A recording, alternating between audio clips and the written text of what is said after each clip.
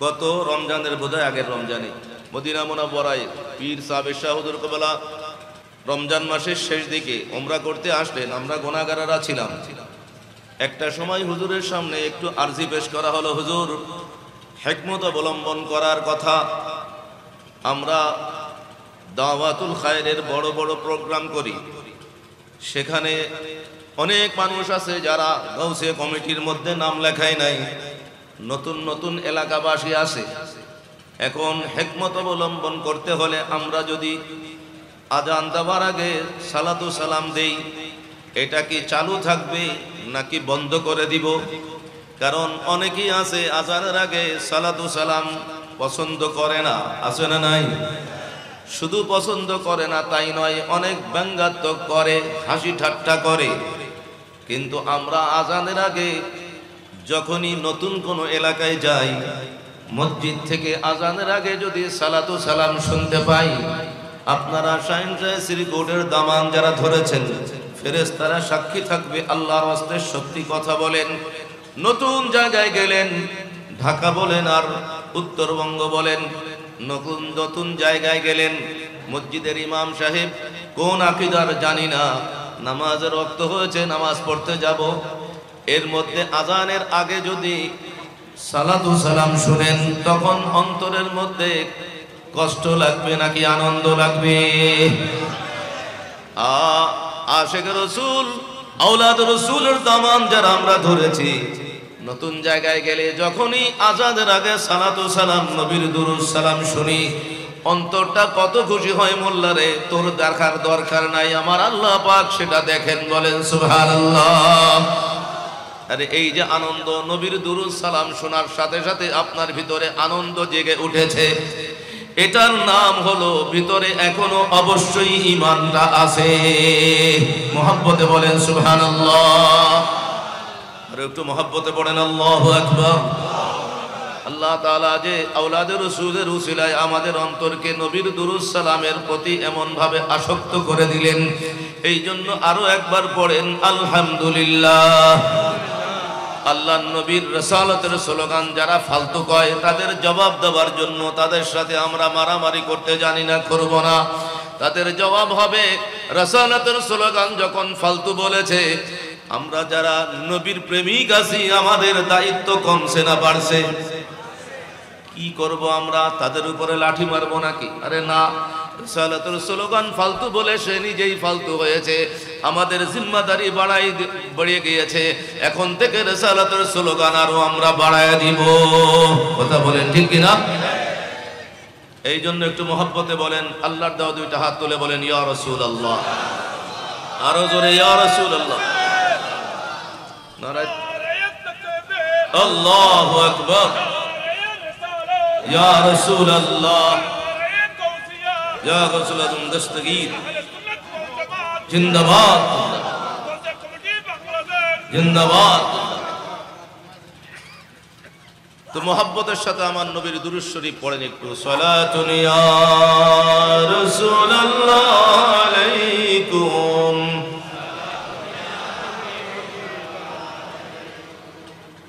মগজে কুরআন রূহে ইমান দিন, হাসতে হুব্বে রহমাতুল লিল আলামিন। সালাতুন ইয়া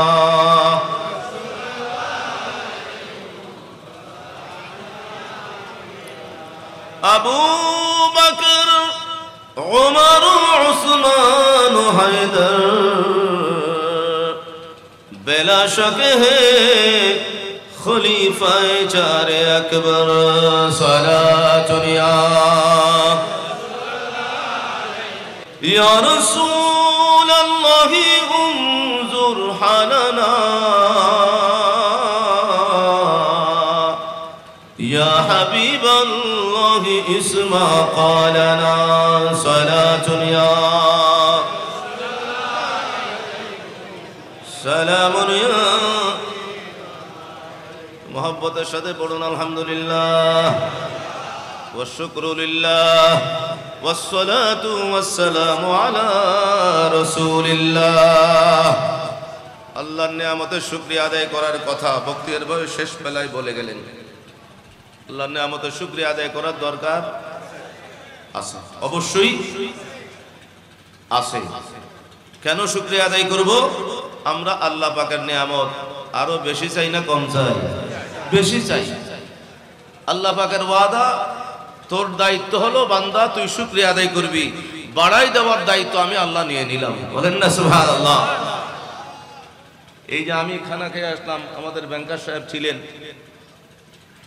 এখনো দেখা যায় সুন্নিদের মধ্যে আল্লাহ পাকের দয়ায় এটার আওয়াজ আছে। খানা পিনা খাওয়ার পরে সুন্নি আলেমরা সাহেব দাওয়াত সহ যারা থাকে তাদেরকে নিয়ে একটু হাত তুলে শুকরিয়া আদায় করি নাকি করি না? আলেম না থাকলেও মুরব্বীরাও বলে শুকর আলহামদুলিল্লাহ বলে হলেও হাতটা একটু উঠাই। কথা কন ঠিক কিনা? অন্য যারা আছে, যত ইসলামী দল আছে, সাধারণ মানুষ না, আম মানুষ না, তাদের বড় বড় হুজুরদের একসাথে কয়েক ডজন দাওয়াত দিয়ে দেখেন, বড় বড় দেশি মুরগার রান খাওয়ায় দেখেন, যত ভালো খানা খাওয়ান, খাওয়ার আগে গল্প গুজব, খাওয়ার শেষ হবে গল্প গুজব করতে করতে বিভিন্ন কথাবার্তা হাস তামাশার মধ্যে শেষ, কোনো দোয়া মোনাজাত নাই। অথচ আল্লাহ পাক রব্বুল আলামিন কোরআনে কারিমে বলেছেন, কোরআন থেকে দলিল নেন। ওরা তো বলে কয় সুন্নিরা কথা বলে, দলিল নাই, পড়েন না নাউজুবিল্লাহ। আর আল্লাহ পাকের দয়ায় ওদের মুরব্বী বাংলার জমিনে যে কয়েকজন, হাতে গোনা 10 জনের একজন, 5 জন হলো তার মধ্যে একজন, এত বড় তাদের শায়েখর শায়েখ, সে এখন স্বীকার করতে বাধ্য হয়েছে সে যে কথা বলেছে, সোশ্যাল মিডিয়ায় সহ লক্ষ লক্ষ মানুষের কাছে রেকর্ড আছে, সে বলেছে তার নিজের কথায়, যে কথা বলেছে তার সারাংশ হলো, আরে সুন্নিরা যে আমলগুলো করে প্রত্যেকটা আমলের পিছনে দলিল আছে। একটু পড়েন আলহামদুলিল্লাহ। এবং তাদের মুরব্বী যারা সুন্নিদের বিরোধিতা করে, নতুন মোল্লা হয়ে আলাফায়, তাদের মুরব্বী তাদের অনুসারীদের বলেছে, আরে কিতাব পড়েও তারপরে কথা কও। এটার দ্বারা বুঝাই দিল সুন্নিরা কিতাব পড়ে তারপরে দলিলের আলোচনা করে। বলেন না সুবহানাল্লাহ। তারা তো ঈদে মিলাদুন নবী সাল্লাল্লাহু আলাইহি ওয়া সাল্লামকে বেদাত বলে। ইউটিউবে সার্চ দাও, তাদের বড় হুজুর নজরুল ইসলাম কাশেমি, সে বলতেছে আমি মিলাদুন নবীও মানি, ঈদও মানি। বলার পরে আবার বলতেছে আমি যে ঈদ সহ মানি, কেন মানবো না? যেই নবীজির মিলাদে খোদার তামাম সৃষ্টি ঈদ মানাইছে, আমি কেন ঈদ মানবো না? পড়েন না সুবহানাল্লাহ। এরপরে রাগে গিয়ে উনি বলেছেন যে তোমরা কিতাব পড়ো, কিতাব পড়ে তারপরে কথা বলো। উনি বলেছেন আরব দেশে তাদের বড় হুজুর বলতেছে লাগাতার 40 দিন ঈদে মিলাদুন নবীর মাহফিল হয়। পড়েন না সুবহানাল্লাহ। আর এদের চেলাবেলারা বলে ঈদে মিলাদুন নবী শুধুমাত্র এই বেদাতটা বাংলাদেশে আছে, ওই আরব দেশে কোথাও নাই, অন্য কোথাও নাই। তাদের বড় হুজুর বলতেছে আরব দেশে আছে, 40 দিন যাবত হয়েছে কি ঈদে মিলাদুন নবী। পড়েন সাল্লাল্লাহু আলাইহি ওয়াসাল্লাম। এবং বলতেছেন সেখানে একদিন তিনি বক্তব্য দিয়েছেন এবং বলেছেন তার বক্তব্যে, আরে তাদের অনুসারীদেরকে বলেছে যে তোরা তো চিনলি না যেই নবীজির শুভাগমনে, যেই নবীজির মিলাদ হওয়ার সাথে সাথে খোদার এই জমিনে নবীজির নূরানি কদম মোবারক যখন ঠাস লাগলো, এরপর থেকে জমিন আনন্দে 3 দিন ধরে নাচানাচি করেছে। বলেন সুবহানাল্লাহ। সুন্নিদের দলিলের কথা তাদের শায়করা বলতেছে, সত্য কোনোদিন ঢেকে রাখতে পারবি না। কথা বলেন ঠিক কিনা? তো আমরা শুকরিয়া আদায় করি। এই যে শুকরিয়া আদায় করার রেওয়াজ রসম আছে, কোরআনে কারিমে আল্লাহ তাআলা বলতেছেন ইমানদারদেরকে, কোন কাফেরকে আল্লাহ তাআলা নির্দেশ দেন নাই। মজার বিষয়, কোন মুনাফিককেও নির্দেশ দেন নাই, শুধু ইমানদারকে আল্লাহ তাআলা ডাক দিয়েছেন। সূরা বাকারায় আয়াতে কারিমা আল্লাহ তাআলা বলতেছেন, হে ইমানদারেরা তোমরা হালাল রিজিক খাও, সাথে সাথে আল্লাহ বলতেছেন এবং শুকরিয়া আদায় করো আল্লাহর দরবারে, যদি তোমরা আল্লাহর দরবারে ইবাদতকারী বান্দা হিসেবে পরিচয় দিতে চাও। বলেন না সুবহানাল্লাহ। উলামায়ে কেরামের সামনে আমরা সোশ্যাল মিডিয়ায় যাইতে পারে আয়াতটা বলে দেই, আর না হলে আবার বলবে হুজুর কিন্তু আয়াত বলে নাই, খেয়াল করছো নি, হুজুর আন্দাজে বানায় দিছে। নাউজুবিল্লাহ। বলেন নাউজুবিল্লাহ। আয়াতটা পড়ি, প্রত্যেকটা হরফে সওয়াব। আউযু বিল্লাহি মিনাশ শাইতানির রাজীম। বিসমিল্লাহ পারি তো সবাই একসাথে পড়েন, বিসমিল্লাহির রহমানির রহিম। ইয়া আইয়ুহাল্লাযীনা আমানু কুলু মিন তাইয়্যিবাতি মা রাযাকনাকুম ওয়াশকুরু লিল্লাহ। সুবহানাল্লাহ পড়েন। আয়াত শেষ হয় নাই, আয়াত শেষ করে আল্লাহ তাআলা শেষ দিকে বলতেছেন ওয়াশকুরু লিল্লাহি ইন কুনতুম ইয়্যাহু তা'বুদুন। একটু মহব্বতের আওয়াজে পড়েন আল্লাহু আকবার। যারা বিরোধিতা করে, শুধুমাত্র বিরোধিতার খাতিরে কথা বলে, নিজেদের অবস্থান টিকায় রাখার জন্য, যতই টিকায় রাখতে চাও, জমিনের উপরে আল্লাহ তাআলা দেখাই দিতেছেন প্র্যাকটিক্যাল। আজকে ইসলামের নাম দিয়া একটা মাঠকে দখল করার জন্য নিজেরা একজন আর একজনে মারামারি করে, তাদের জবানেই শুনেছেন, সমস্ত মিডিয়া আসছে, কয় শুরু দিয়া কোপায়া এইভাবে হত্যা করেছে, তারাই স্বীকার করতেছে। কথা বলেন ঠিক কিনা? আচ্ছা, মুসলমানকে মারতে পারবে নাকি? এবার আল্লাহ নবী রহমাতুল লিল আলামিনের নবুয়তি জবানের হাদিসটা শুনেন। কোরআন শরীফের আয়াত শুনাইছি, আগেই অর্থ বলেছি। ইস্তেমার মাঠে যা ঘটে গেল, আমরা সুন্নিরা তো আফসোস করা ছাড়া আর কিছু করতে পারবো না। নবীজির হাদিসের আলোকে আপনারাও ফতোয়া দিতে পারবেন। নবী একবার সাহাবায়ে কেরামের সামনে বলতেছেন, সাহাবীরা রে, ও আমার সাহাবীরা, আমার উম্মত দাবিদার, মুসলমান পরস্পর যখন ঝগড়া লেগে যাবে, নিজেদের দুনিয়ার কোনো স্বার্থকে কেন্দ্র করে মারামারি করবে, এই অবস্থায় কেউ যদি মারা যায় সেও জাহান্নামী, যে মারলো সেও জাহান্নামী। আল্লাহর নবী যখন এই কথা বললেন, সাহাবায়ে কেরাম বললেন, ইয়া রাসূলুল্লাহ ওয়া ইয়া হাবিবাল্লাহ, যে মারছে আরবিতে তার নাম কাতিল, আর যে মারা গেছে তার নাম মাকতুল। নবী বললেন কাতিল এবং মাকতুল দুইটাই জাহান্নামী। সাহাবায়ে কেরামের খটকা লাগলো, বলল, সাহাবায়ে কেরাম বললেন, ইয়া রাসূলুল্লাহ, যে কাতিল সে জাহান্নামে যাবে, এটা বিবেকে রিসিভ করে নাই, কিন্তু যাকে মেরে ফেলা হলো, যে মাকতুল হলো, সে কেন জাহান্নামে যাবে? যদি একটু ক্লিয়ার করেন।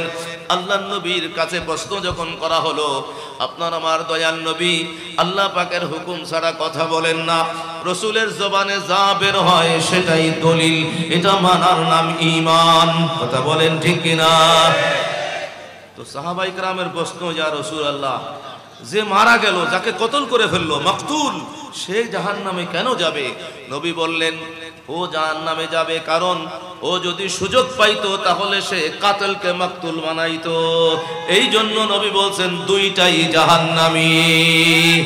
এখন ইস্তেমার মাঠে যে ঘটনা ঘটে গেছে, একদল কাতিল আর একদল মাকতুল, একজন কাতিল আর একজন মাকতুল, যারাই সেখানে আছে সব আমার নবীর দুরূদ সালামের দুশমন।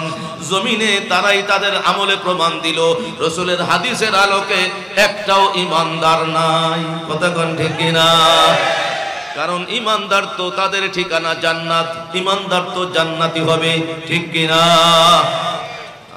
এরপরে তো এখানে যারা বিজ্ঞজন আছেন, সভাপতি সাহেব সহ, এই হাদিসটাও অনেকের আরবি মুখস্থ না থাকলেও বাংলা পুরা মুখস্থ আছে।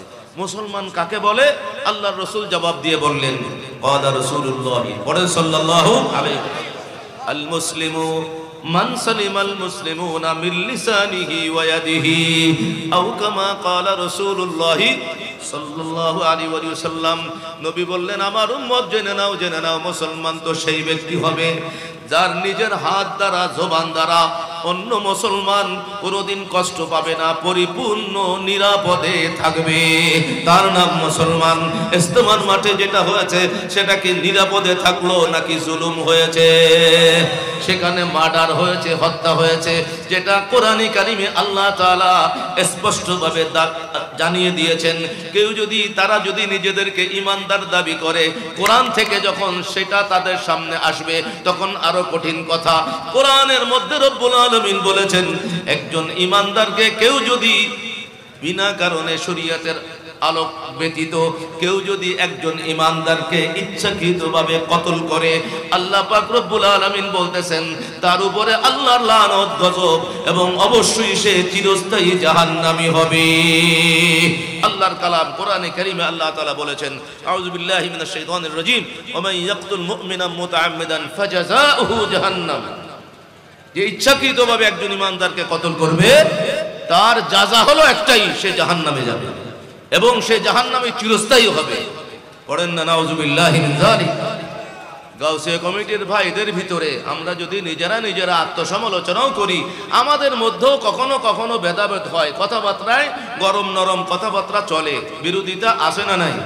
কিন্তু এখন পর্যন্ত হত্যা তো দূরের কথা, কেউ কাউকে একটা লাঠিও মারে নাই, একটা ঘুষিও মারে নাই। কথা বলেন ঠিক কিনা? শুকরিয়া আদায় করার দরকার আসেনি। কন্ট্রোল হইতেছেন কিভাবে? এই যে কন্ট্রোল করতেছেন কিভাবে? ওরা তো একটা মাঠ দখলকে কেন্দ্র করে আগের থেকে ডিক্লার দিচ্ছে, কেউ বলতেছে রক্ত ভরে দিবে নদী, কেউ রক্ত দিয়ে দেখাই দিতেছে। আপনারা কিভাবে কন্ট্রোল? আমাদের যোগ্যতা নাই, আল্লাহ পাকের দয়া আমাদের কপালে চলে আসছে। আওলাদ রাসূলের দামন যখন ধরেছি, গাউসে পাক পর্যন্ত নিসবত যখন চলে গেল, গাউসে পাকের মাধ্যমে যখন নবীজির বংশধরের মাধ্যমে নবীর কাছে যখন পাওয়ারটা চলে গেল, ওইভাবে নবী রহমাতুল লিল আলামিন থেকে ধারাবাহিকতায় নবী বংশের মাধ্যমে গাউসে পাক আব্দুল কাদের জিলানী রাদিয়াল্লাহু তাআলা আনহু সহ আমাদের প্রাণপ্রিয় মুর্শিদে করিম হক সিলসিলা পেয়েছি বিধায় মাশায়েখে হযরতের মাধ্যমে আল্লাহ তাআলা কুদরতিভাবে আমাদেরকে বাঁচিয়েছেন। বলেন সুবহানাল্লাহ। প্রিয় হাজিরিন, আজকে জুমার দিন গেল, তো আমি ঢাকার জমিনে যেখানে জুমা পড়াই, হুজুর কিবলার কারামত কি শুনবেন। এই যে ঢাকার জমিনে আজকে রাজধানীর বুকে কাদরিয়া তৈবিয়া কামিল মাদ্রাসা হয়েছে, এটা একজন আল্লাহর ওলি না, হাজার আল্লাহর ওলিদের হাওয়ার উপরে উড়ে যাওয়া কারামতের উপরে কারামত। বলেন না সুবহানাল্লাহ। আমি যে মসজিদে জুমার নামাজ পড়াই, এই মসজিদের মুতল্লি সাহেব আমার হুজুর কিবলার দামান ধরে মুরিদ হয়েছেন পরে, তার আগে ওই দলের ছিলেন এবং আমাদের সাথে মিশতে মিশতে একটা পর্যায়ে ওনার এই বাপ দাদার মসজিদটাকে মুতল্লি কেন্দ্রিক মসজিদ, উনি ওদের মুক্ত করে দিলেন একেবারে, একটা একটা করে বাদ দিয়ে। সব বড় মাদ্রাসা ছিল সেখানে। পরে আমাদের পরামর্শে সেখানে একটা আলিয়া নিসাবের মাদ্রাসা হলো, হেফজখানা হলো এবং ওই মসজিদে হুজুর কিবলাও গিয়েছেন, ওখানে সালাতু সালাম এখনো জারি আছে। পড়েন না আলহামদুলিল্লাহ। কিন্তু কোন কারণে দেশ পরিবর্তনের পরে আবার একটু যারা বাতিল তারা মাথা উঁচু করে মাথা নাড়াচাড়া দিয়ে বের হয়েছে, খতিব বিদায় হয়েছে। ঠিক সেই জটিল মুহূর্তে শেষ পর্যন্ত মুতল্লি সাহেব তো দুনিয়া থেকে চলে গিয়েছেন, আল্লাহ তাআলা ওনাকে জান্নাতের উচ্চ মাকাম নসিব করুন, আমিন। বড় কঠিন ছিলেন, উনি চিনতে পেরেছেন, আমাদের সাথে বলেছেন, বলে হুজুর আপনারা যা বলেন অনেক সময় মনে করছি আপনারা বোধহয় ঠেলাঠেলির কারণে কথা বলেন, বাস্তব প্র্যাকটিক্যাল কিভাবে। উনি তো কবরে চলে গেছেন, বলতেছেন হুজুর যারা মিলাদকে মানে না, ঈদে মিলাদুন নবী আমরা করি, এই জন্য আমাদেরকে বেদাত বলে, মা বাবার কবরের সামনে গিয়ে জিয়ারত করে হাত তুলে আল্লাহর কাছে কান্নাকাটি করি, আমাদেরকে কি কয়? বেদাতি কয়। এইরকম বেদাতি যারা বলে, আসল বেদাতি তারা। কথা কোন ঠিক কিনা? ওরা আসল বেদাত। প্রিয় হাজিরিন মুসল্লিনে কেরাম, ওই মুতল্লি সাহেব বললেন হুজুর ওই রকম একজন হুজুরকে আমার নিজের টাকায় উমরা করতে নিয়ে গেছেন, মক্কা শরীফ থেকে ঘুরে আসছেন, মদিনা শরীফ আসছেন, মদিনা শরীফ 8 দিন থাকবেন। কিন্তু যেই হুজুরকে নিজের টাকা খরচ করে তার সাথে গেলেন, হুজুরকে বললেন হুজুর মদিনা শরীফে আসছি, আমার নবীর রওজা পাক, আপনি তো আলেম মানুষ, আপনাকে সাথে নিয়ে একটু জিয়ারত করব। এখন হুজুর সেও আগের থেকে একটু জানে এই মুতল্লি সাহেব আমাদের কাদরিয়া মাদ্রাসার সাথে একটু সম্পর্ক হয়েছে। ওই হুজুর ঘোরায়, আরে মাত্র আসছেন মদিনা শরীফে, সময় আছে আপনারে নিয়ে যাব। তার এমন এমন ব্যস্ততা, আজকে না কালকে করতে করতে করতে করতে মুতল্লি সাহেব বলতেছে হুজুর আমরা মদিনা শরীফ থেকে চলে আসব, সেই সময় কাছায় আসছে। এরপরে হুজুরকে ভালো করে হোটেলে ধরলাম, হুজুর বলল ঠিক আছে কালকে জিয়ারত করাবই, তো কোন জায়গায় থাকবো? একসাথে নিয়ে যান। কয় না আমি আসবো, আপনি ওখানে গিয়েন। ওই দিনও যায়া মুতল্লি অপেক্ষা করতে করতে দেখেছে আসে নাই। এরপরে মুতল্লির মাথায় টনক নড়েছে, বলে কাদরিয়া মাদ্রাসার হুজুর রাজা বলে এটা হাতে হাতে প্র্যাকটিক্যাল পাইলাম, এই বেয়াদবগুলো নিজেও রসুলের রওজা জিয়ারত করবে না, আমারও তো করতে দিবে না, আমি যা পারি একা একা আমি নবীর জিয়ারত করে নেই। বলেন সুবহানাল্লাহ। ওখান থেকে আসার পরে আগে ইমামের চাকরি নোট, এরপরে বললো হুজুর আপনাদের কথা হাতে হাতে পাইবি। তো আমরা কি মিথ্যা কথা বলি না সত্য কথা বলি?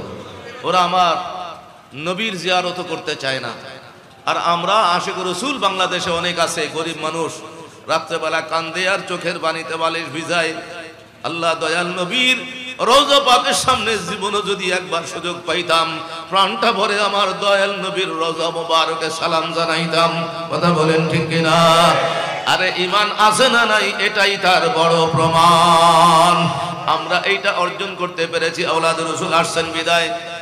ওইখানে যখন নতুন ভাবে মাথা চড়া দিয়ে উঠেছে, সেই জায়গায় মসজিদ এবং মাদ্রাসা দখল করার জন্য এখনো বড় উঠে পড়ে লাগছে। আল্লাহ পাকের দয়ায় আমি যখন গেলাম, আস্তে আস্তে আস্তে আস্তে তারা আবার বুঝতে শুরু করেছে।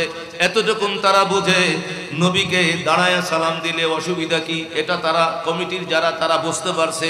আমাদের তো ভালো লাগে হুজুর এভাবে চলবে। এরপরে মাদ্রাসা যেটা আছে এটাও দখল করার মতো পায় তারা, কমিটির মধ্যে লোক ঢুকাই দিয়ে কয় ওই কওমি নেশা বইলে ভালো হয়, এটাকেও ট্যাকেল দিলাম। ট্যাকেল দিতে দিতে আজকে জুমার নামাজের পরে ওই মাদ্রাসার একজন প্রিন্সিপাল আমাদেরই ছাত্র, অনেক হিকমত অবলম্বন করে কমিটির লোকজনকে তাদেরকে দিয়া তাদের দুই একজনকে সব দেখায় বোঝায়া আলহামদুলিল্লাহ সার্থক হয়েছি। ওনারা বলেছেন হুজুর ঠিক আছে, উনি মাদ্রাসার দায়িত্ব নেবেন। তিনি আমাদের ছাত্র আমার হুজুর কেবলার হাতে বায়াত গ্রহণ করেছেন, ইয়ামান দেশ থেকে ডিগ্রি নিয়ে আসছে, এটা বড় কাজে লাগছে আমার জন্য, দিতে পেরেছি। দেখেন আরব দেশের সার্টিফিকেট আছে, তিনি যদি আসেন ভালো হবে। ওনারা মেনে নিয়েছেন, বলেন না আলহামদুলিল্লাহ। তো আওলাদ রসুল সেখানে কাদরিয়া মাদ্রাসা করেছেন বিদায় আমরা আসি বিদায় একটা মসজিদ আমরা চেষ্টা করতেছি, যেই মসজিদে আমার দয়াল নবীর দুরূদ সালাম চলতেছে। কথা বলেন ঠিক কিনা? এখান থেকে আমার নামাজ পড়ে আপনাদের এখানে আসবো, তার আগে রূপগঞ্জ নারায়ণগঞ্জে আজকে একটা মাদ্রাসার বুনিয়াদ ফাউন্ডেশন হয়েছে, যেখানে যেটুকুন জায়গা আছে ওখানে কোটি কোটি টাকার দাম হয়ে গিয়েছে জায়গার দাম। এখানে অনেক জায়গা নিয়ে মাঝখানে একটু জায়গা বাকি আছে। এছাড়া আমার বোধহয় 30-40 শতক জায়গা প্রায় হুজুর কাবলার এক নগণ্য মুরিদ, সে নিজে কষ্ট করে টাকা দিয়ে কিনে নিজের নামও দেয় নাই, বাবার নামও দেয় নাই, সব জায়গাগুলো ডাইরেক্ট আঞ্জুমান, চট্টগ্রামের আঞ্জুমানের নামে দলিল করে দিয়েছে। বলেন না সুবহানাল্লাহ।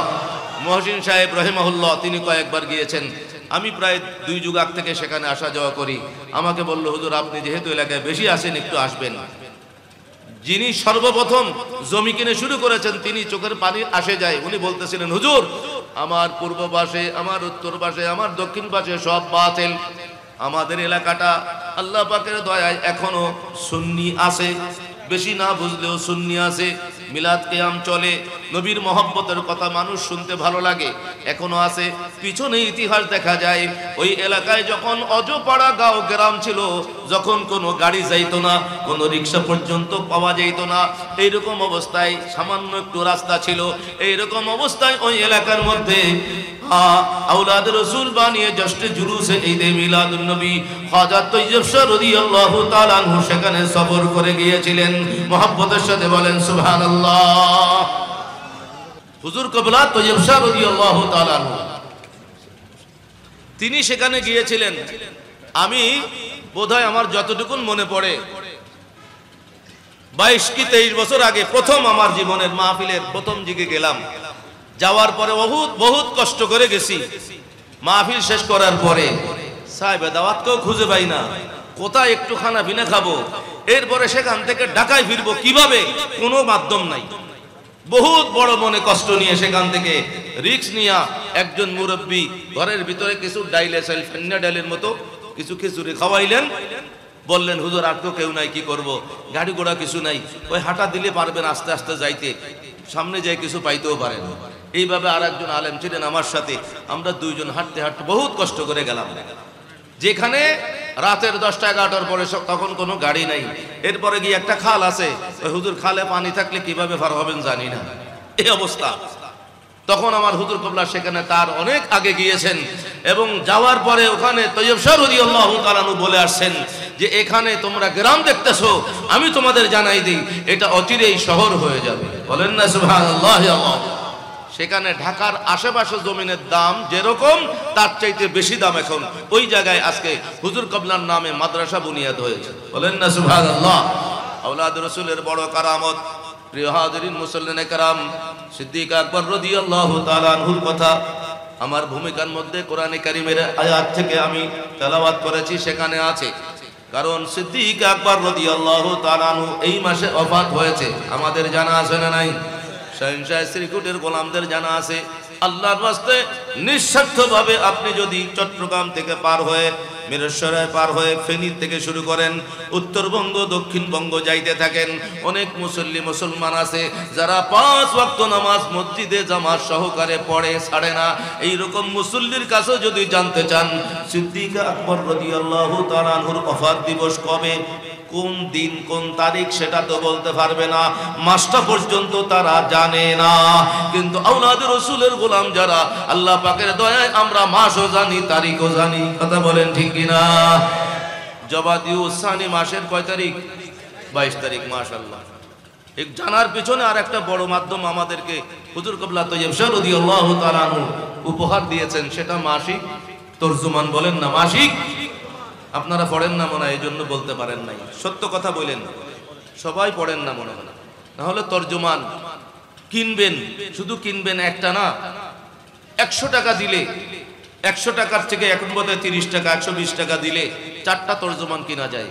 নিজে পড়েন, আর একজন ভাইকে আল্লাহর রাস্তে পড়তে দেন, দ্বীন হকের খেদমতগারের খাতায় আপনার নামটা লেখা হয়ে যাবে। সুবহানাল্লাহ পড়েন না। মাসিক তরজুমান ঘরে ঘরে রাখতে হবে। আবার ঘরে কিনে আপনি আলমিরাতে রাখবেন নাকি পড়বেন? পড়তে হবে।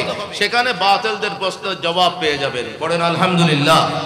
প্রিয় হাজিরিন, এই সিদ্দিক আকবর রাদিয়াল্লাহু তাআলা আনহু যিনি আমাদের জন্য আইকন, আমাদের জন্য আইডল, যেই সিদ্দিক আকবর রাদিয়াল্লাহু তাআলা আনহুর ভালোবাসা যদি আপনার আমার সিনার মধ্যে আল্লাহ পাক রব্বুল আলামিন কবুল করেন, সিদ্দিক আকবরের ভালোবাসার উপরে নির্ভর করে হাসরের ময়দানে আমরা আল্লাহ পাকের আরশের ছায়া তলে জায়গা পাবো। বলেন সুবহানাল্লাহ। এই সিদ্দিক আকবর রাদিয়াল্লাহু তাআলা আনহু সামান্য জীবনীর থেকে এ কথা আজকে স্পষ্ট জেনে শুনে বুঝে এরপরে বাড়ি যাবেন যে শাহিনশাহ শ্রীকুট আমাদেরকে যে আকীদা শিক্ষা দিয়েছেন, এটা সাহাবায়ে কেরামের আকীদা, শুধু তাই নয় সিদ্দিক আকবর রাদিয়াল্লাহু তাআলা আনহুর আকীদা। চিৎকার করে বলেন না সুবহানাল্লাহ। আমি যেটা মাঝখানে বলতে চাইছিলাম যে আজকে জুমার দিন, আপনাদের এখানে জুমার দিনে মসজিদে দান বাক্স চলে নাকি চলে না? মসজিদে দান বাক্স চলে, আমাদের সামনে দিয়ে যায়। আমরা কেউ 10 টাকা 20 টাকা দেই, আবার কেউ দেই তো না। একটু শীতকাল আসছে না, ঠান্ডা লাগলে একবারে ধরতেও চায় না। আগে যে টাকা দিল সে টাকা দিয়ে একটু ঠেলে দিছে আমার সামনে, ঠেলাও দিতে পারি না। আর একজন যে টাকা দিবে সেটাই না নেয়। এটা কিন্তু ভালো কথা না। এটা আল্লাহর ঘরের মসজিদের দান বাক্স চলতেছে। আপনি যদি টাকা দিতে নাও পারেন, আপনি আদব সহকারে মসজিদের দান বাক্সটা ঠেলে আর একজন টাকা দিবেন, তার কাছে পৌঁছে দিবেন। পারবো নাকি পারবো না? এবং ঠেলে দেওয়ার সময় টাকা তো দিতে পারলেন না, দান বাক্সটা ধরার সময় আপনার সামনে দিয়ে যখন যাবে তখন একটু পড়েন বিসমিল্লাহির রহমানির রহিম। এই বিসমিল্লাহ পড়ে দান বাক্সটা চালায় দেন। টাকা দিতে পারেন নাই, পকেটে টাকা নাই, এই বিসমিল্লাহ যদি আল্লাহর দরবারে কবুল হয়ে যায়, এটাই আপনার জন্য নাজাতের উসিলা হয়ে যাইতে পারে। বলেন সুবহানাল্লাহ। আমি আমার মসজিদে আলহামদুলিল্লাহ মোটামুটি মুসল্লিরা অভ্যস্ত হয়ে গেছে। আপনাদের মসজিদে আপনারা যারা টাকা দেন অথবা না দেন, দান বাক্স যখন চালানো শুরু করবেন তখন আমরা কি পড়বো? বিসমিল্লাহ পড়বেন। বিসমিল্লাহর সাথে শুরু করেন। টাকা দিবেন, পকেটে আগের থেকে টাকা বের করবেন, বিসমিল্লাহ পড়ে পকেট থেকে টাকা বের করেন। দান বাক্সে ঢুকাবেন, আবারও বিসমিল্লাহ পড়েন। এই বিসমিল্লাহর সাথে থাকেন, এই বিসমিল্লাহ সুপারিশ করবে আপনাকে জান্নাতি হওয়ার জন্য। পড়েন না সুবহানাল্লাহ। আল্লাহু। এই আমলটা আমরা কে জানি না, সবাই মুখস্থ আছে কিন্তু আমরা করি না। ঘর থেকে বের হন, প্রথম কদম ফেলার সময় পড়েন বিসমিল্লাহির রহমানির রহিম। এটা পড়ার পরে সাথে সাথে একটু নবীর দুরূদ শরীফ আদায় করেন। ওই দুরূদ শরীফের উসিলায় বিসমিল্লাহ কবুল হয়ে যাবে। রাস্তাঘাটে চলবেন, আলহামদুলিল্লাহ পড়লেন, আপনি ভালোভাবে গেলেন। চট্টগ্রামে যাওয়ার সময় জাম হয় নাকি হয় না? হাঁটাজারি তো জাম আছেই। তো অনেক সময় দেখলেন খুব ভালো গেলেন, জাম ছাড়া গেলেন, শুকরিয়া আদায় করার দরকার আছে না? ভালো সময় চলে গেলেন, জাম হলো না, আপনি আল্লাহর সাথে সাথে শুকরিয়া আদায় করে শুকরগুজার বান্দা হিসেবে পরিচয় দিয়ে পড়লেন আলহামদুলিল্লাহ। অন্তরটাকে খুশি হয়ে এই আলহামদুলিল্লাহ অন্যরাও শুকরিয়া আদায় করে, আমরাও শুকরিয়া আদায় করব। একটু পার্থক্য হয়ে যাবে, আলহামদুলিল্লাহ বলার সাথে সাথে একটু সন্ধ্যে সন্ধ্যে নবীর দুরূদ শরীফটাও আদায় করবেন। এভাবে আলহামদুলিল্লাহ ওয়াসসালাতু ওয়াসসালামু আলা রাসূলিল্লাহ। পারবনি এই আলহামদুলিল্লাহর সাথে সাথে যদি দুরূদ শরীফ ওয়াসসালাতু ওয়াসসালামু আলা রাসূলিল্লাহ এটা যদি নাও পারেন, আপনি যেটা পারেন দুরূদ শরীফ আলহামদুলিল্লাহর সাথে সাথে পড়েন, দুরূদ শরীফের সাথে সাথে আলহামদুলিল্লাহ কবুল, সুবহানাল্লাহ পড়েন।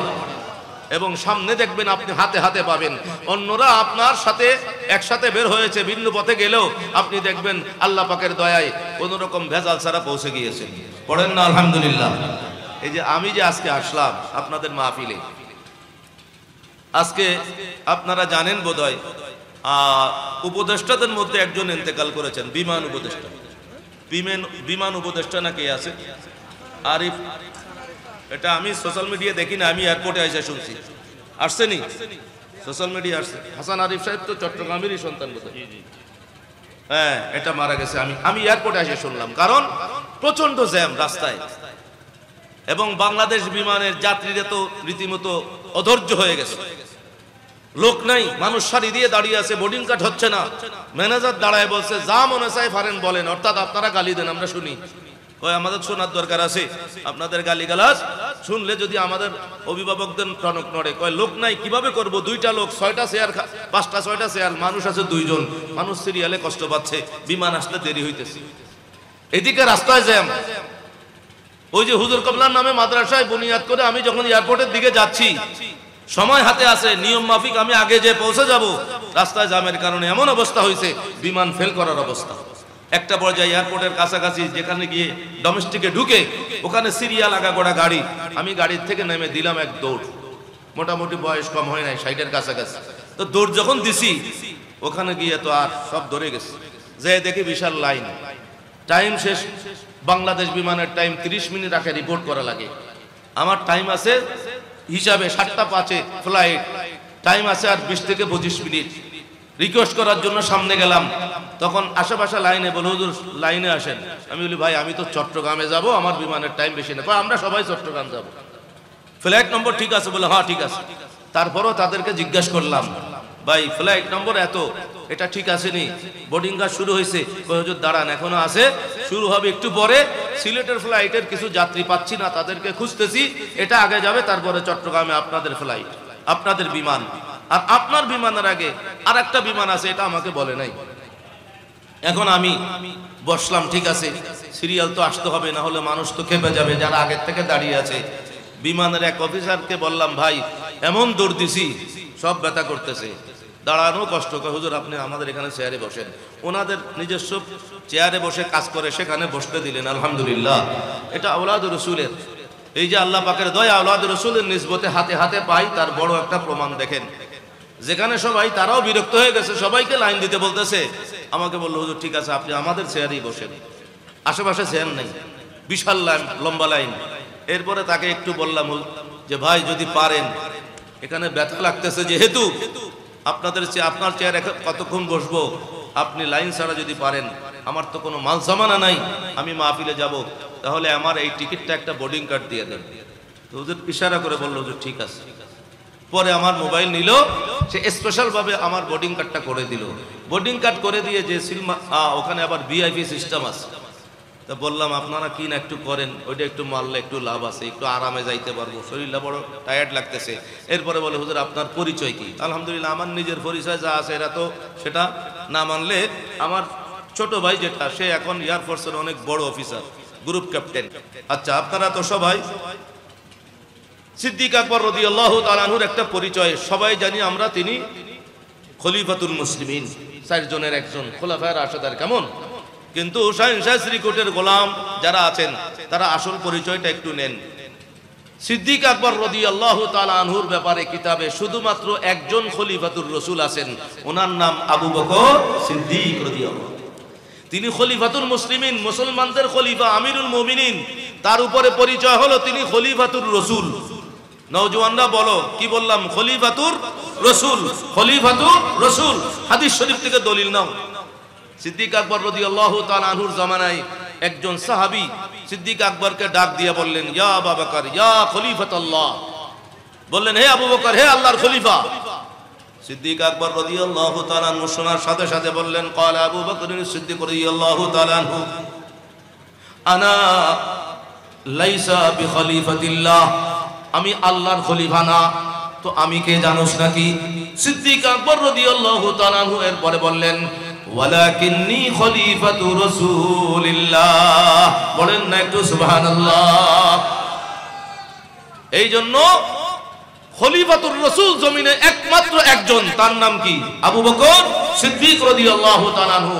ওমর ফারুক, ওসমান গনি, মাওলা আলী, মুশকিল কুশা রিদওয়ানুল্লাহি তাআলা আজমাইন কোন সাহাবী খলিফাতুর রাসূলের মাকাম পান নাই। খলিফাতুর রাসূলের মাকাম আল্লাহ তাআলা একজনকে দিয়েছেন, যিনি আমার দয়াল নবীর সাথী, হিজরতেরও সাথী, আলমে বারযাখে কবরের জগতেরও সাথী। বলেন না সুবহানাল্লাহ। কিন্তু আপনাদের চট্টগ্রামে তো পীর সাহেবরা তাদের শান বাড়াইতে বাড়াইতে বাড়াইতে বাড়াইতে ইমাম মাহাদির উপরে উঠে গেছে, কয় আমি খলিফাতুর রাসূল। নাউজুবিল্লাহ, পড়েন নাউজুবিল্লাহ। যেখানে ওমর ফারুক রাদিয়াল্লাহু তাআলা আনহুর নামের আগে খলিফাতুর রাসূল নাই। আর আরবিতে খলিফা মানে পিছে, তো রাসূলের পিছনের সাথে সাথে কে দায়িত্ব পাইছেন? কে? সাইয়েদুনা আবু বকর সিদ্দিক রাদিয়াল্লাহু তাআলা। এই আবু বকর সিদ্দিক রাদিয়াল্লাহু তাআলা আনহু তিনি আমাদের আইকন, তিনি আমাদের শিখাই দিয়েছেন, আরে ঈমান সহকারে যদি আল্লাহ তাআলাকে ডাকতে চাও, কিভাবে ঈমানটা আসে নাকি নাই তার কত বড় প্রমাণ। এই আবু বকর সিদ্দিক রাদিয়াল্লাহু তাআলা আনহুকে আল্লাহ তাআলা এত বেশি ভালোবেসেছেন, তার পিছনে ইতিহাস ঘাটো নওজওয়ান মুরব্বিয়ানে কেরাম আছেন।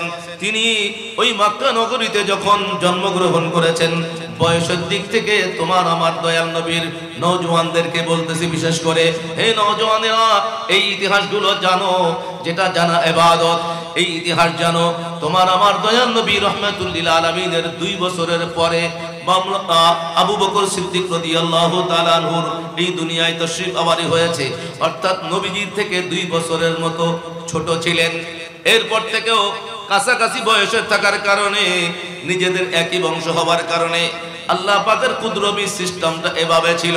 আবু বকর সিদ্দিক রাদিয়াল্লাহু তাআলা আনহু ছোট্টবেলা থেকে আমার নবীর সাথে নবীর ছায়ার মতো পাশে থাকতেন। চিৎকার করে বলেন না সুবহানাল্লাহ। আরো মহব্বতে বলেন আল্লাহু আকবার। আর একটু মহব্বতে বলেন ইয়া রাসূলুল্লাহ। এই কারণে নবীজির সোহবাতে, তখনও নবীজি নবুয়ত ডিক্লার দেন নাই, ডিক্লার তো 40 বছর পরে, কথা বলেন ঠিক কিনা? কিন্তু সিদ্দিক আকবর রাদিয়াল্লাহু তাআলা আনহু আমার রাসূলকে ছাড়েন না। আল্লাহ তাআলার কুদরতি খেলা এগুলা। নবীর সোহবতে থাকার কারণে ওই মক্কার আবু জেহেলদের যে স্বাভাবিক নিয়ম ছিল, তারা খানা পিনা খাওয়ার আগে পরে আমরা যে একটু পানি পান করি, মিনারেল ওয়াটার, যাদের কাছে টাকা পয়সা আছে, মিনারেল ওয়াটারের চাইতে তাদের জন্য সস্তা ছিল মদ পান করা, শরাব পান করা।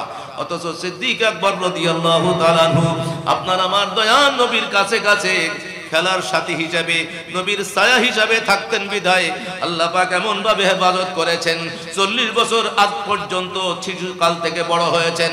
সিদ্দিক আকবরের এই গালের ভিতরে, কণ্ঠের ভিতরে 1 ফোঁটা শরাব কোনোদিন যায় নাই। চিৎকার করে বলেন সুবহানাল্লাহ। এবং সিদ্দিক আকবর রাদিয়াল্লাহু তাআলা আনহু জীবনীতে দেখা যায়, সবাই কাবা ঘরে মূর্তি পূজা করত। আমাদের বাপ দাদারা বংশীয়ভাবে কুরাইশরা তাওয়াফ করত, মূর্তি পূজা করত, সম্মান করত। সিদ্দিক আকবর রাদিয়াল্লাহু তাআলা আনহু জীবনে 1 সেকেন্ডের জন্য কাবা ঘরের মূর্তিকে পূজা করেন নাই। সুবহানাল্লাহ বলেন না। হেফাজত করেছেন কে? উসিলাকে, রহমাতুল লিল নবী। তো নবী দুনিয়ায় আসার আগেও নবী। এমন সময় এই ধরনের মাহফিল, সুন্নি মাহফিলের গুরুত্ব কম না বেশি? কেন বেশি? সোশ্যাল মিডিয়ায় দেখেন বলতেছে নাউজুবিল্লাহি মিন যালিক, আপনার আমার দয়াল নবী মেরাজে গিয়ে আল্লাহ পাকের দিদার পাইছেন নাকি পান নাই? এই জামানায় বড় বড় শায়ক বক্তা এত মিথ্যা কথা বলে, তারপরও বাংলাদেশের মানুষ তাদেরকে মাথায় নিয়ে নাচে। বিচার আল্লাহর দরবারে আছে না নাই? আছে, আছে। সে বলতেছে এই বোধহয় গত সপ্তাহ দেখলাম, দেখার পরে অন্তরে কষ্ট আর কষ্ট শুধু। আমরা তো আর তাদের মতো জঙ্গিবাদী কার্যক্রম করি না, করতে পারি না, আল্লাহর দরবারে শুধু বিচারটা দিয়ে দিলাম। বড় মুফতি, বড় ডক্টর, বড় সাহেব বলতেছে, কয় যারা বলে মেরাজের রাত্রিতে আমার রসুল আল্লাহকে দেখেছেন, আল্লাহকে নিজের চোখে দেখেছেন, কয় ফালতু কথা। জোরে বলেন না নাউজুবিল্লাহ। এবং রাগ হয়ে গেছে, উত্তেজিত হয়ে কয় দেখতে পারবেন না। কিভাবে দেখবেন? দেখতে হলে জান্নাতি চোখ লাগবে। নাউজুবিল্লাহ পড়ে এই মৌলবী ফতুয়া দিয়ে বুঝাই দিল আমার নবীর কাছে জান্নাতি চোখ নাই, এই জন্য আল্লাহকে দেখতে পারে নাই। নাউজুবিল্লাহ পড়বেন না। তারপরে একটা দলিল হিসাবে কোরআন শরীফের আয়াত পড়লো, এটা সম্পূর্ণ ভুল অনুবাদ করলো। মুসা নবীর শানে আল্লাহ তাআলা যেই কথাটা বলেছেন, এই কথাটা সে বলে দলিল দিচ্ছে আল্লাহ তো কোরআনে বলেছেন লান্তারানি, কখনো কেউ দেখতে পারবে না। অথচ লান্তারানি মানে মুসা তুমি আমাকে কখনো দেখতে পারবে না চামড়ার চোখে। আল্লাহ তাআলা মুসা নবীকে বলেছেন, এটা প্রেজেন্ট টেন্স, আরবিতে বলা হয় হাজির। আর সে এটার অর্থ করলো কেউ কোনোদিন দেখতে পারবে না, পুরাটা গলত অর্থ করলো। কোরআনের অপব্যাখ্যাকারীরা অবশ্যই জাহান্নামী হবে। কথা বলেন ঠিক কিনা? দেখেন রসুলের শানে যখন বেয়াদবি করে, তার মেজাজটাও গরম হয়ে গিয়েছে, তখন তাদের জ্ঞানটা গাধার জ্ঞানের চাইতে আরো নিকৃষ্ট হয়ে যায়। এই জন্য সে অর্থ জানার পরও উল্টা পাল্টা বলতেছে। কথা বলেন ঠিক কিনা? প্রিয় হাজিরিন মুসল্লিনে কেরাম, যেখানে আপনার আমার দয়াল নবী এক বসায় 10 জনকে জান্নাতের সনদ দিলেন, সেখানে সিদ্দিক আকবর রাদিয়াল্লাহু তাআলা আনহুর নাম 1 নম্বরে মওলা। তুমি হাদিস শরীফ জানো, কেন ধামাচাপা দিচ্ছ? বিচার কিন্তু হবে। ওই হাদিস শরীফে আল্লাহর নবী রাহমাতুল লিল আলামিন নাম ধরে ধরে ধরে ধরে একজন একজন বলতে বলতে 10 জনকে জান্নাতের সনদ দিয়ে দিলেন।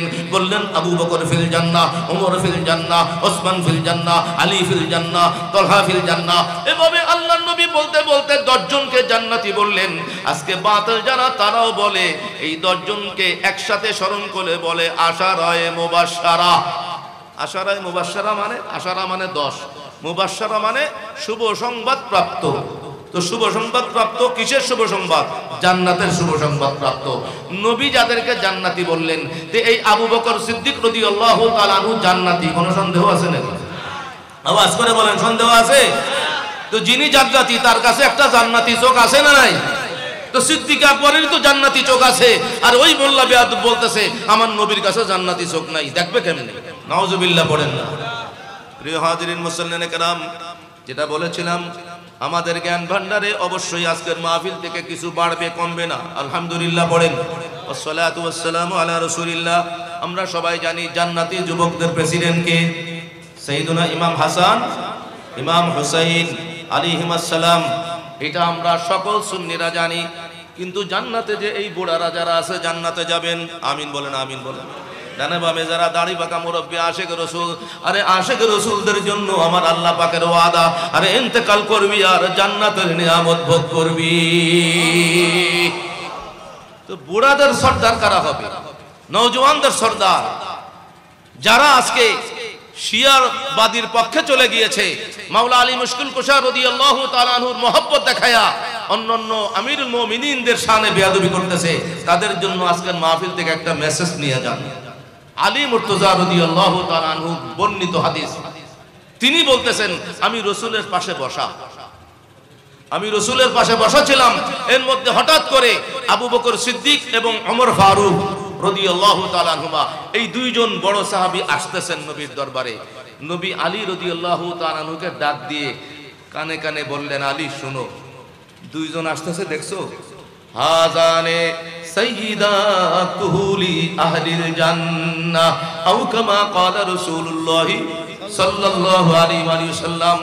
আলী মুর্তজা রাদিয়াল্লাহু তাআলা আনহুর কাছে নবী গায়বী রহস্য গায়েবের খবর দিয়া জানাই দিলেন, আলী আলী আলী রে আলী, তুমি জেনে নাও তোমার মাধ্যমে আমি জানাই দিতেছি, এই যে দুইজন আসতেছে আমার হিজরতের সাথী, আমার আবু বকর এবং আমার ওমর, এই দুইজন আসতেছে, মনে রাখো মনে রাখো। হাসান হোসেন তো অন্য হাদিসে বলেছেন যুবকদের সর্দার হবে। আমার এই দুইজন প্রিয় সাহাবী আবু বকর এবং ওমর সমস্ত বৃদ্ধ বয়স্ক যারা ইন্তেকাল করে জান্নাতি হবে, সমস্ত বয়স্ক জান্নাতীদের প্রেসিডেন্ট হবে। এটা কিন্তু আমরা অনেকে সুন্নিরাও জানি না।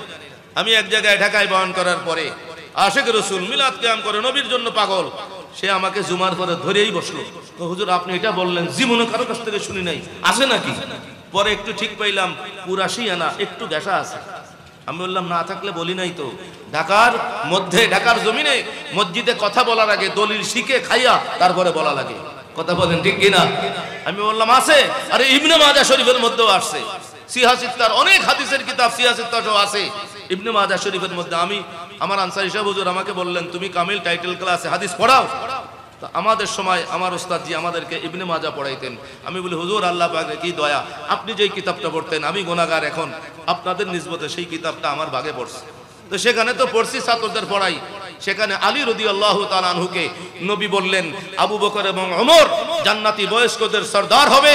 শুধুমাত্র এই উম্মতের জন্য নয়, নবী রাসূল ছাড়া, শুধু নবী রাসূল ছাড়া যত বয়স্করা জান্নাতি হবে, অন্যান্য নবীর উম্মত যত বড় ওলি হোক সবার সর্দার হবেন সিদ্দিক আকবর রাদিয়াল্লাহু তাআলা আনহু। চিৎকার করে বলেন না সুবহানাল্লাহ। সবার সর্দার হবেন ওমর ফারুক রাদিয়াল্লাহু তাআলা আনহু। একটুখানি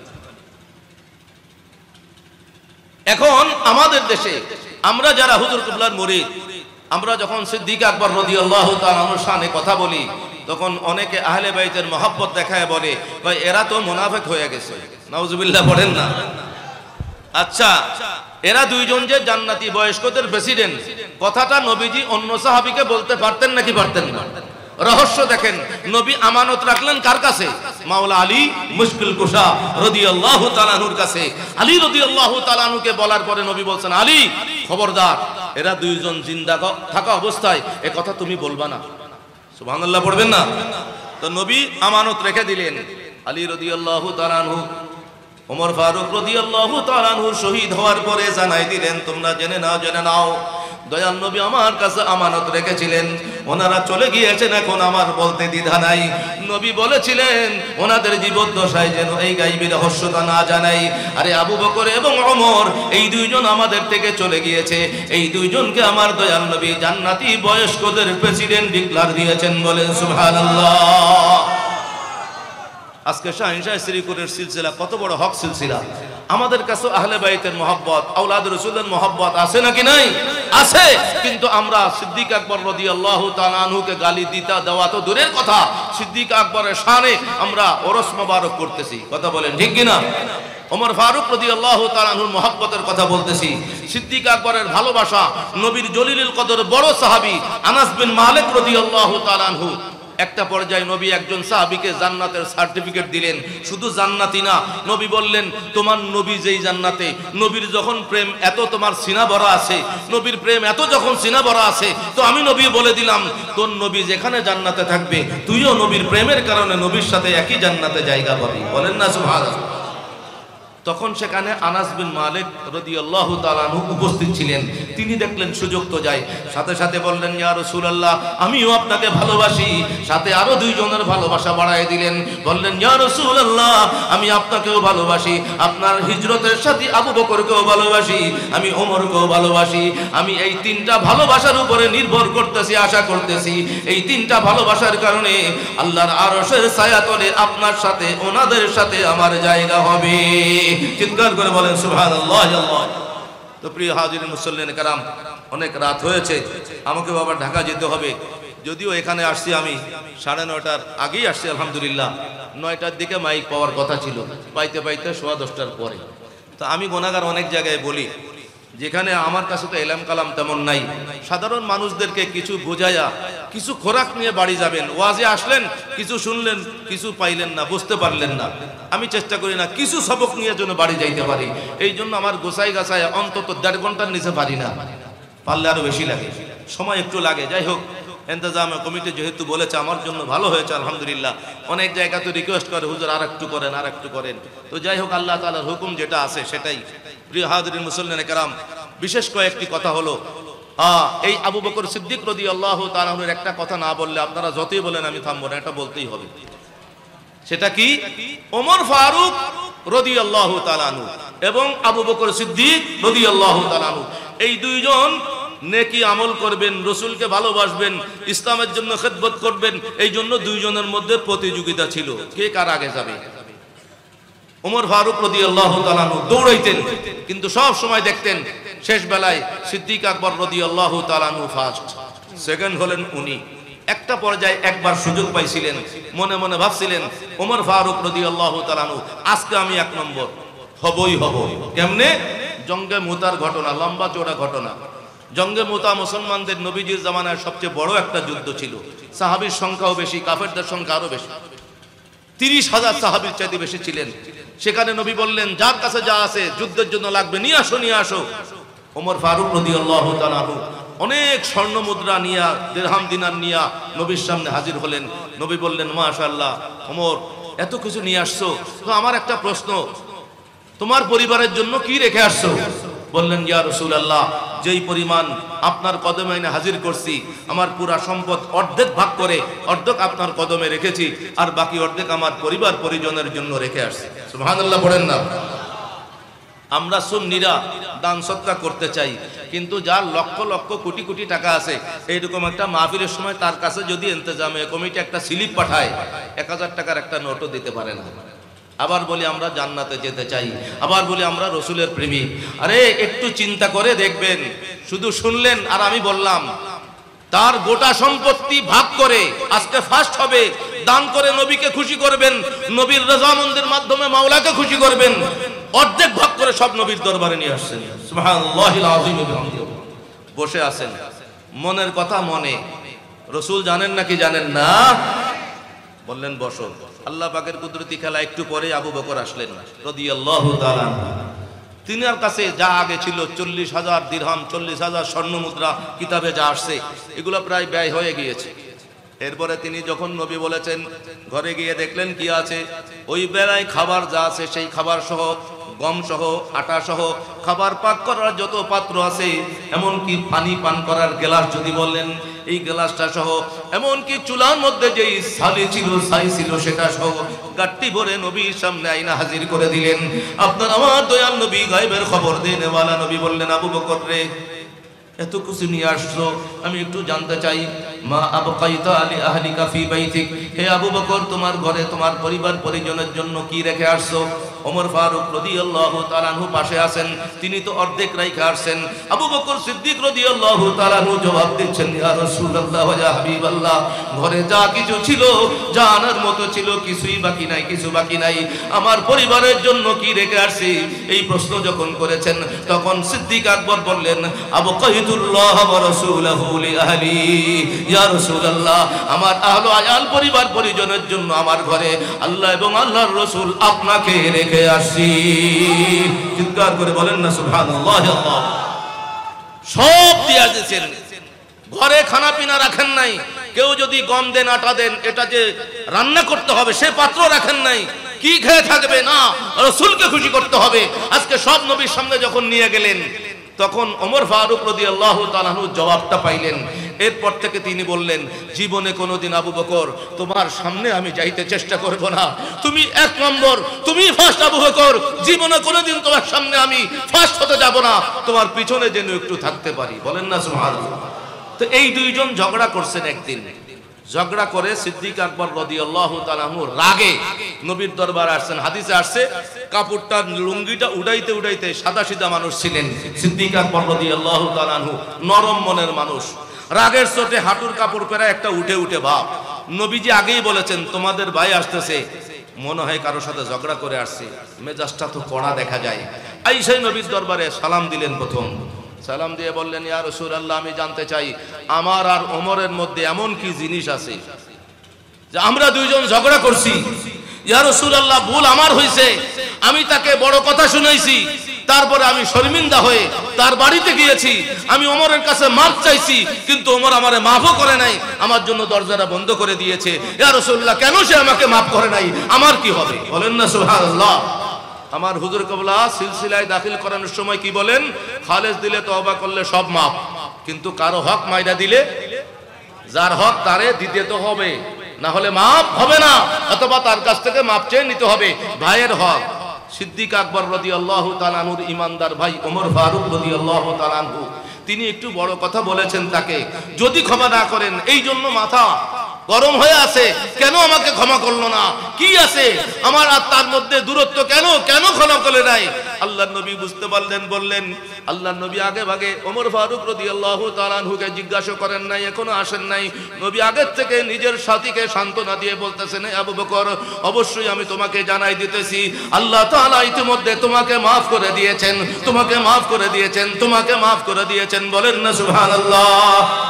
তিনবার নবী বললেন, তিনবার। এরপরে সিদ্দিক আকবর একটু শান্ত হলেন। তারপরে এর মধ্যে হঠাৎ করে দেখা গেল ওমর ফারুক আসছেন। তিনি আসার আগে আবু বকর সিদ্দিকের বাড়ি গেছিলেন। ওই যে সিদ্দিক আকবরকে রাগের কারণে মাফ করেন নাই, নিজের ভিতরে আবার আগুন জ্বলতেছে, আমার ভাই তো আমার বাড়িতে আসছিল, আমি কি কাজ করলাম, আমি তাড়াতাড়ি যাই, আবু বকরের কাছে একটু মাফ চাইতে হবে। এই নওজওয়ানেরা, এটার নাম ইসলাম। আজকে দুনিয়ার স্বার্থের কারণে আপন মায়ের পেটের ভাই একজন আরেকজনের উপরে দা পর্যন্ত চালায়, আছে না নাই? কথা বলেন, আছে না নাই? এটা মুসলমানের পরিচয় নয়, সিদ্দিক আকবর থেকে পরিচয় নাও। সামান্য একটু বড় কথা বলেছেন, এই জন্য ওনার অন্তরের ভিতরে বেচাইনি চলে আসছে। আবার ওমর ফারুক রাদিয়াল্লাহু তাআলা আনহু তাৎক্ষণিক কেন সিদ্দিক আকবরকে রিসিভ করলেন না? এরপরে ওনার ভিতরে আগুন জ্বলতেছে। উনি দৌড়াইয়া আবু বকর সিদ্দিকের বাড়িতে গেলেন, বললেন, আছে নাকি আমার ভাইজান? বলেন, না, বাড়িতে নাই। দৌড়াইয়া নবীর দরবারে আসছেন। নবীর দরবারে আসার পরে সাথে সাথে আমার নবী যখনই ফারুক আজমকে দেখেছেন, সিদ্দিক আকবরের সাথে কেন এমন করলেন, নবীর চেহারা লাল হয়ে গেছে। সুবহানাল্লাহ বলবেন না?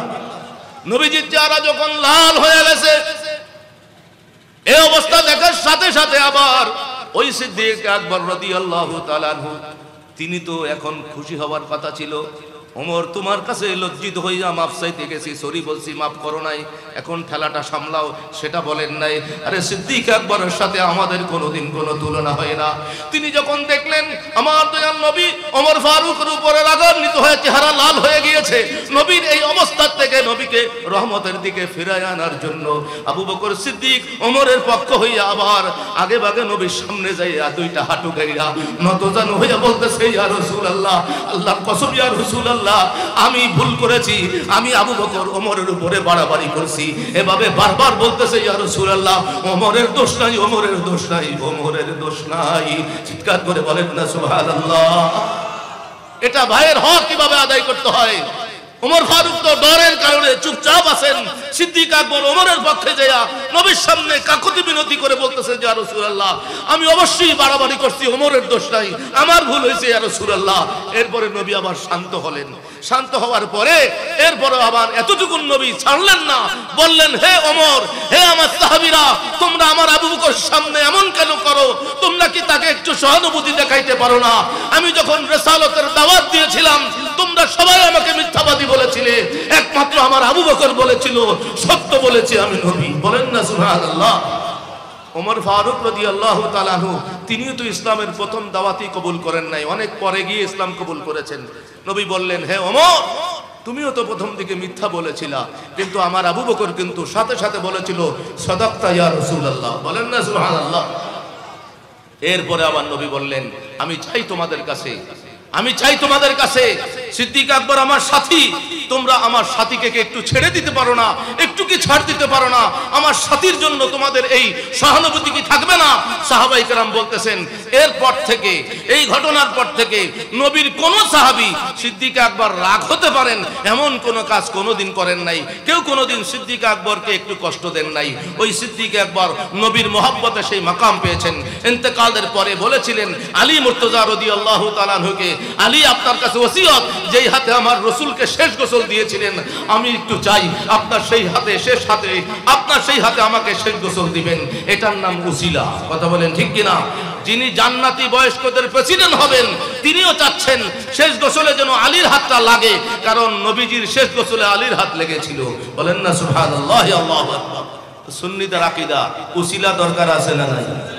এবং আরেকটা ওসিয়ত করেছিলেন আলী, বাদশাহ হিসাবে, আমির হিসাবে বলতে পারতেন আমাকে রসুলের পাশে দাফন করবা, জায়গা তো আছে, বলেন নাই। বলেছেন আলী, আমার কাফন জানাজা হয়ে যাওয়ার পরে আমার রসুলের দরবার আইনা হাজির করে দিও, আমার ওসিয়ত বলে দিও আমি রসুলের সাথে ছোটবেলা থেকে ছিলাম, হিজরতের রাতেও রসুলের সাথে রসুল রেখেছেন, মদিনায় মুনাওয়ারায় আসছি, বাপদাদার ভিটা সম্পত্তি কাবা ঘরে, এই দামি জায়গা চাই নাই, রসুলের কোরবানি কদমেই ছিলাম, রসুল যদি আমাকে একটু জায়গা দেন, যদি রসুলের কোনো ফয়সালা না আসে তাহলে আলী তোমরা তোমাদের ইচ্ছা মতো মুসলমানের কবরস্থান যেখানে আছে জান্নাতুল বাকি যেখানে মনে চায় সেখানে রাখো, কিন্তু রসুলের সামনে আমার দিলের আরজিটা একটু তুমি জানায় দিয়ে ওসিয়ত করলাম। আলী মুর্তজা রাদিয়াল্লাহু তাআলা আনহু বলতেছেন সবাইকে বলে একইভাবে তিনি ওসিয়ত পালন করে রসুলের সামনে গিয়ে যখন মাওলা আলী মুশকিল কুশা রাদিয়াল্লাহু তাআলা আনহু সিদ্দিক আকবরের অন্তরের কথাটা রসুলের সামনে পেশ করলেন, ইয়া রাসূলুল্লাহ, আপনার হিজরতের সাথী যার ব্যাপারে আল্লাহ তাআলা কোরআনে কারিমে বলেছেন আবু বকর আমার নবীর সাহাবী, এটা কোরআনে কারিমে আল্লাহ তাআলা একজন সাহাবীর ব্যাপারে কোরআনে কারিমে সাহাবী হিসাবে দলিল আসছে, তিনি আবু বকর সিদ্দিক, তিনি তো আপনার সাথে থাকতে চান, কোথায় রাখবো? সাথে সাথে আলী মুর্তজা রাদিয়াল্লাহু তাআলা আনহু বললেন, স্পষ্ট গায়বী আওয়াজ শুনতে পাইলাম, ওখান থেকে আওয়াজ আসলো, আদখিলুল হাবিবা ইলাল হাবিব ফা ইন্নাল হাবিবা মুশতাকুন ইলাল হাবিব। চিৎকার করে বলেন সুবহানাল্লাহ। গায়বী আওয়াজ আসলো, আরে বন্ধুকে বন্ধুর থেকে দূরে নিও না, আমার সাথে মিলাইয়া রাখো, কারণ বন্ধুর জন্য আমি নবী অপেক্ষায় আছি। বলেন সুবহানাল্লাহ। ওই গায়বী আওয়াজের অর্থ ছিল, আরে বন্ধু তো বন্ধুর অপেক্ষায় আছে, বন্ধুকে দূরে নিও না, বন্ধুর সাথে মিলাইয়া রাখো। এরপরে সবার জবাব হয়ে গেল, এই কারণে নবীর কদমের পাশে জায়গা পেয়ে গেলেন। বলেন সুবহানাল্লাহ। তো এখান থেকে আমরা সবকগুলো মনে রাখবো। সিদ্দিক আকবর রাদিয়াল্লাহু তাআলা আনহু সত্যবাদী ছিলেন বিদায় নাম সিদ্দিক আকবর। এরপরে তিনি দান সদকা করার আগে সবার আগে, এবং আরেকটা বড় সবক আমার হুজুর কিবলা সিলসিলায় যেটা বলেন, অন্যের হক নষ্ট করা যাবে? বলেন অন্যের হক নষ্ট করা যাবে? আমাদেরও তো মাথা গরম হয় নাকি হয় না? আপন ভাই ব্রাদার বন্ধু বান্ধব গাউসে কমিটি করতে গেলে হুজুর হুজুর ঝগড়া লাগে নাকি লাগে না? সিদ্দিক আকবর ফারুক আজমের ঝগড়ার থেকে মনে রাখতে যেন পারি, গোসা যখন আসবে অনেক কিছু বলে ফেলবো, গোসা চলে যাওয়ার সাথে সাথে আগে একটু যাই যেন ভাইকে বলতে পারি, সরি ভাই, ব্রাদার সরি, রাগের কারণ হয়েছে, মাফ করে দিও। সিদ্দিক আকবর রাদিয়াল্লাহু তাআলা আনহু স্মরণ করে যদি এভাবে আমরা সরি বলতে পারি, আল্লাহ পাকের দরবারে যদি এটা কবুল হয়, সিদ্দিক আকবরের ভালোবাসা সিনাই আল্লাহ তাআলা কবুল করবেন। এই কারণে সিদ্দিক আকবরের সাথে আল্লাহ তাআলা একই জান্নাতে জায়গা করে দিবেন। বলেন সুবহানাল্লাহ। আল্লাহু আজ্জা ওয়া জাল্লা আমাদের সবারই আজকের মাহফিলে আসা যাওয়া শরীক শামিল দোনো জাহানের নাজাতের উসিলা বানাই কবুল করুন, আমিন। আল্লাহুম্মা আমিন। আলহামদুলিল্লাহি রাব্বিল আলামিন হামদান কাসীরান মাজিদান তাইয়িবান মুবারাকান ফীহি ওয়াসসালাতু ওয়াসসালামু আলা হাবিবিকাল কারীম ওয়া আলা আলিহি ওয়া আজওয়াজিহি ওয়া আসহাবিহি আজমাইন ওয়া সাল্লামু আলাইহি তাসলিমান কাসীরান মাজিদান তাইয়িবান মুবারাকান ফীহি ইয়া রাব্বাল আলামিন। আল্লাহ তাআলার সামনে নিজেকে বিনয় করে, নিজের গুনার কথা স্মরণ করে, আল্লাহ তাআলার হুকুম পালন করে, আল্লাহ পাকের ইসমে জাতের নাম ধরে ডাক দেন, একটু মহব্বতে বলেন ইয়া আল্লাহ, আরো মহব্বতে বলেন ইয়া রহমান, ইয়া রহিম, ইয়া করিম, ইয়া গফুর, ইয়া গফফার, ইয়া সত্তার, ইয়া আরহামার রাহিমিন, ইয়া আরহামার রাহিমিন, ইয়া আরহামার রাহিমিন, ইয়া যাল জালালি ওয়াল ইকরাম, ইয়া হাইয়্যু ইয়া কাইয়্যুম বিরহমাতিকা নাস্তাগীসু ইয়া আল্লাহ। ربنا ظلمنا أنفسنا وإن لم تغفر لنا وترحمنا لنكونن من الخاسرين. ربنا فاغفر لنا ذنوبنا وكفر عنا سيئاتنا وتوفنا مع الأبرار. رب العالمين দয়াবান মেহেরবান মাবুদ মাওলা, আয় আল্লাহ তোমার কুদরতি চোখের সামনে আমরা পাপী তাবিরা সবাই হাজির আছি। আল্লাহ তুমি তোমার কুদরতি চোখে দেখতেছো মাবুদ। গাউসিয়া কমিটি বাংলাদেশ ফরহাদাবাদ ইউনিয়ন কর্তৃক আয়োজিত আজিমুস শাহান ঈমানী নুরানী মাহফিল সুন্নি মহাসম্মেলন, আল্লাহ যেদিন থেকে এই মাহফিল শুরু করার জন্য মিটিং সহকারে কার্যক্রম শুরু হয়েছিল, আল্লাহ শেষ পর্যায়ে আজকের চূড়ান্ত দিনে উলামায়ে কেরামদের আগমন হয়েছে, কোরআনে কারীমের তেলাওয়াত হয়েছে, কোরআনে কারীম থেকে আলোচনা হয়েছে, হাদিসে পাকের তেলাওয়াত হয়েছে, হাদিসে পাক থেকে আলোচনা হয়েছে। আল্লাহ তোমার জিকির হয়েছে, তোমার হাবিবের জিকির হয়েছে। আল্লাহ আল্লাহ ফাতিহার আল্লাহ তাবারুকাতের ইন্তজাম করা হয়েছে। আল্লাহ যত ইবাদত বندگی নেক আমল হয়েছে এই মাহফিলকে কেন্দ্র করে, আল্লাহ আমাদের ভুলের কোনো শেষ নাই মালিক। আল্লাহ তোমার বন্ধুকে উসিলা করে তোমার কাছে আমরা ক্ষমা ভিক্ষা চাই। সমস্ত নেক আমলে যত ভুল ত্রুটি আছে, আমাদের নিয়তে ভুল আছে, আমাদের আমল আদায়ের মধ্যে ভুল আছে, আল্লাহ সমস্ত ভুল ত্রুটি ক্ষমা করে এই মাহফিলখানা কবুল করে এই মাহফিলে যারা যেভাবে শরীক শামিল হয়েছেন, টাকা দিয়ে, পয়সা দিয়ে, পরামর্শ দিয়ে, শ্রম দিয়ে, বিশেষ করে গভীর রাত্রি পর্যন্ত মাওলা আরামের ঘুমকে বাদ দিয়া আল্লাহ আওলাদ রাসূলের নিসবতের এই মাহফিল, সুন্নিদের নিসবতের এই মাহফিল, রাসূল করিম সাল্লাল্লাহু আলাইহি ওয়াসাল্লামের শান ও আজমতের মাহফিলে শ্রোতা হইয়া যারা শরীক শামিল হলেন, প্রত্যেকের শরীক শামিল হওয়া দোনো জাহানের নাজাতের উসিলা বানাইয়া আমাদের সবার হকে কবুল করে নাও। রব্বুল আলামিন মাবুদ, আমরা সবাই পাপী তাপী গুনাহগার, তোমার নাম তো গফুর ও গফফার। আল্লাহ তোমার বন্ধুর নবুয়তি জবানে তুমি তো শোনাই দিয়েছো মাওলা, পাপী তাপী গুনাহগারেরা তোমাকে যখন ডাকে তুমি বড় খুশি হয়ে যাও, ফেরেশতাদের সাক্ষী রাইখা রাইখা ক্ষমা করে দাও। তোমার বন্ধুর জবানে ঘোষণা আছে, পাপীদেরকে ক্ষমা করতে তুমি বেশি ভালোবাসো। আল্লাহ আমরা সবাই বড় বড় পাপী, আল্লাহ বড় বড় দাগী আসামি তোমার দরবারে, রাসূলের দরবারে। আল্লাহ আমাদের ভুল ত্রুটি ক্ষমা করে জীবন ভরের জানা অজানা সগীরা কবিরা সমস্ত গুনাহ খাতা ক্ষমা করে এই মজলিস থেকে ওঠার আগে সবাইকে তুমি নিষ্পাপ বানাইয়া দাও। সবাই আমরা তোমার দয়ার দুয়ারের ভিখারি মালিক, তোমার কাছে রহমত ভিক্ষা চাই। রহমাতুল লিল আলামিনকে উসিলা করে আমাদের তওবা কবুল করে, আমাদের ক্ষমা ভিক্ষা চাওয়া এই প্রার্থনা কবুল করে আল্লাহ আমাদের সবাইকে তোমার পেয়ারা বান্দা, তোমার নবীর পেয়ারা উম্মত হিসেবে কবুল করে নাও। আল্লাহ সামনের জীবনে আল্লাহ গুনাহ থেকে বেঁচে থাকার মতো আমাদেরকে পরিপূর্ণ হেদায়েত দান করে দাও। সামনের জীবনে ঈমানের সাথে আরো বেশি নেক আমলের হায়াত, হালাল রিজিকের হায়াত, ইজ্জতের হায়াত, সুখ শান্তির হায়াত সবাইকে বাড়ায় দাও ইয়া আল্লাহ। রব্বুল আলামিন এই মজলিসের মধ্যে আমি সবচেয়ে বড় পাপী তাপী গুনাহগার। আয় আল্লাহ, আয় আল্লাহ, জিম্মাদার হওয়ার কারণে তোমার প্রিয়জনদেরকে সাথে নিয়া, দাড়ি পাকা মুরব্বিয়ে কেরামদেরকে সাথে নিয়া, আয় আল্লাহ আশিক রাসূলদেরকে সাথে নিয়া, বিশেষ করে উলামায়ে কেরামদেরকে সাথে নিয়া, হাফেজ সাহেবানদেরকে সাথে নিয়া, আয় আল্লাহ তোমার দয়ার দুয়ারে তোমার দেওয়া ছোট্ট ছোট্ট দুইটা হাত উঠালাম মালিক।